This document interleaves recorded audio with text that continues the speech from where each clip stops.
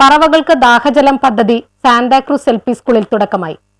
അതിശക്തമായ വേനൽക്കാലം വന്നതോടുകൂടി പറവകൾക്ക് ദാഹജലം കിട്ടാതെയായി. പറവകൾക്ക് ദാഹജലം എന്ന പദ്ധതി ഫോർട്ട് കൊച്ചി സാന്താക്രൂസ് LP സ്കൂളിൽ തുടക്കമായി. വേനൽക്കാലത്ത് പഠനത്തോടൊപ്പം പ്രകൃതിയിലെ എല്ലാ ജീവജാലങ്ങൾക്കും ദാഹജലം കിട്ടാതെയായി വരുന്ന ഈ സാഹചര്യത്തിൽ വിദ്യാർത്ഥികൾ വീടുകളിലും പറമ്പിലും പക്ഷികൾക്ക് ഒരു പാത്രത്തിൽ വെള്ളം വെച്ച് കൊടുക്കണമെന്നും ജീവിതത്തിൽ പഠനത്തോടൊപ്പം കൃഷി ചെയ്യണമെന്നും കൃഷിയാകണം നിങ്ങളുടെ ലഹരിയെന്നും കേരള സർക്കാർ ഡൽഹി പ്രതിനിധി പ്രൊഫസർ KV തോമസ് ഉദ്ഘാടന പ്രസംഗത്തിൽ പറഞ്ഞു. പ്രധാനാധ്യാപിക Annie Sabeena Bindu, PTA president Ahammed Khan, alumni association president father Felix George, retired അധ്യാപകൻ KV ജോയ്, അധ്യാപകരായ സുബൈർ PM എന്നിവർ സംസാരിച്ചു.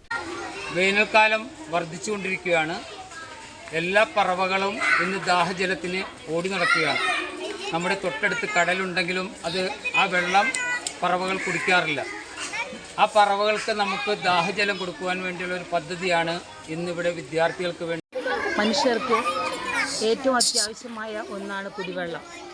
മനുഷ്യർക്ക് മാത്രമല്ല സർവ്വ ജീവജാലങ്ങൾക്കും പക്ഷിമൃഗാദികൾക്കും വെള്ളം അത്യാവശ്യം വേണ്ടിയേ തീരുന്നു.